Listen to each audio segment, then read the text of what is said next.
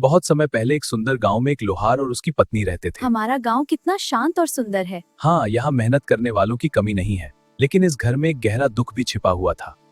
मैं दिन रात मेहनत करता हूँ ताकि हमारा घर खुशहाल रहे। तुम्हारी मेहनत से हमारे घर में किसी चीज की कमी नहीं है, फिर भी मेरे दिल में एक खालीपन है। क्योंकि हमारे घर में कोई बच्चा नहीं है। कभी कभी मुझे लगता है भगवान हमें भूल गए हैं। ऐसा मत सोचो, भगवान की मर्जी सबसे बड़ी होती है। काश हमारे घर में भी बच्चों की हंसी गूंजती। एक दिन जरूर चमत्कार होगा। उस रात लोहार की पत्नी ने एक अजीब सपना देखा। यह कैसा सुंदर जंगल है। जंगल के बीच एक पेड़ खड़ा था और उस पेड़ पर एक चमकता हुआ अखरोट लटक रहा था।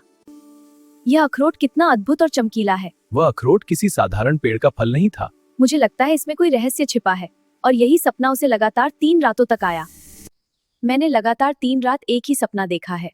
कैसा सपना? जंगल में एक पेड़ है जिस पर सुनहरा अखरोट लगा है। तुम जाकर वह अखरोट मेरे लिए ले आओ। मुझे यकीन तो नहीं है, लेकिन कोशिश जरूर करूंगा। लोहार लंबा रास्ता तय करता हुआ जंगल की ओर चल पड़ा। शायद वही पेड़ मुझे मिल जाए, और आखिरकार वह घने जंगल में पहुंच गया। अरे, यह तो वही पेड़ है, और यह वही सुनहरा अखरोट भी है। लोहार ने हाथ बढ़ाकर अखरोट तोड़ लिया, लेकिन उसी समय एक आवाज गूंजी, तुमने उसे छू लिया। तुमने यह अखरोट तोड़ने की हिम्मत कैसे की? जंगल की महारानी, मुझे क्षमा करें। मुझे नहीं पता था कि यह वर्जित है। पहले सच बताओ, तुम यहाँ क्यों आए हो? मेरी पत्नी बीमार है और उसने यह अखरोट मांगा है। मैं सिर्फ उसकी इच्छा पूरी करना चाहता हूँ। तुमने सच बोला है, इसलिए मैं तुम्हें यह अखरोट उपहार में देती हूँ। इसका गूदा अपनी पत्नी को खिलाना और इसका खोल संभाल कर रखना। तुम्हारे घर 2 जुड़वा बेटे जन्म लेंगे। 20 साल बाद उनका भाग्य तय होगा। कुछ समय बाद लोहार के घर 2 जुड़वा बेटे पैदा हुए। भगवान ने हमारी सुन ली। आज मेरा सपना सच हो गया। लेकिन दोनों बच्चों का स्वभाव बिल्कुल अलग था। समय बीतता गया और दोनों भाई जवान हो गए। मैं ताकतवर बनना चाहता हूँ और मैं लोगों की मदद करना चाहता हूँ। दोनों की राहें अलग होने लगी। अब तुम दोनों 20 साल के हो गए हो। ये अखरोट के खोल अपने साथ ले जाओ। जंगल में जाकर इन्हें धरती पर फेंकना। वहीं तुम्हारी किस्मत तय होगी।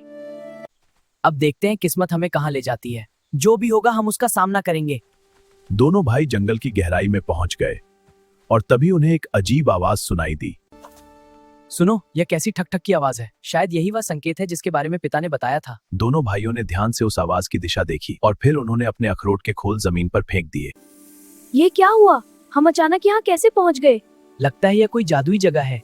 उनके सामने एक छोटा झरना बह रहा था और पास की टहनी पर सफेद गिलहरी बैठी थी। तुम दोनों अपने भाग्य के मोड़ पर खड़े हो। इनमें से एक एक अखरोट चुन लो, लेकिन जल्दबाजी मत करना, क्योंकि यही तुम्हारी किस्मत तय करेगा। मैं चमकता हुआ अखरोट लेता हूँ, क्योंकि यह सबसे शक्तिशाली लगता है। तुम हमेशा जल्दबाजी करते हो। दूसरा अखरोट अब भूरी आंखों वाले भाई के पास रह गया। अब अपने अपने अखरोट तोड़ो। जो भी निकले उसी को स्वीकार करना। देखते हैं मेरी किस्मत में क्या है। मुझे जो मिलेगा मैं उससे खुश रहूंगा। वाह, यह घोड़ा और यह तलवार कितनी शानदार है। उसके मन में शक्ति और धन की लालसा जाग उठी। ताकत का सही उपयोग करना ही असली बुद्धिमानी है।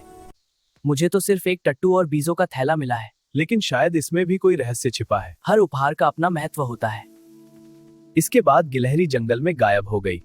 दोनों भाई अलग अलग रास्तों पर निकल पड़े। मैं अपनी ताकत से दुनिया जीतूंगा और मैं लोगों की मदद करूंगा। यहीं से उनकी किस्मत की राहें अलग हो गई। बेटा, तुम हमारे घर रात को ठहर सकते हो। आपकी मेहरबानी है। लेकिन हमारी फसलें हर साल नष्ट हो जाती हैं।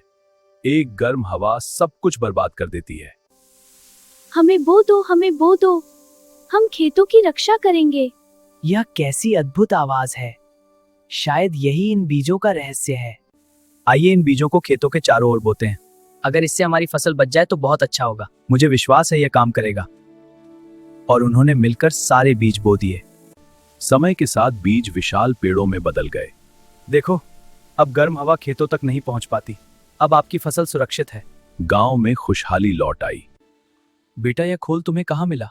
मेरे पिता इसे युद्ध के मैदान से लाए थे। एक सेनापति वहाँ मारा गया था। उस सेनापति का नाम किसी को याद नहीं था। वह सेनापति कोई और नहीं, उसका भाई था। काश वह सही रास्ता चुनता। ताकत से नहीं, भलाई से असली सम्मान मिलता है। लेकिन अब बहुत देर हो चुकी थी। समय बीतता गया, लेकिन लोग उसे याद रखते रहे, क्योंकि उसने दूसरों की भलाई के लिए जीवन बिताया। यही सच्चा धन है। और इसी के साथ कहानी समाप्त होती है।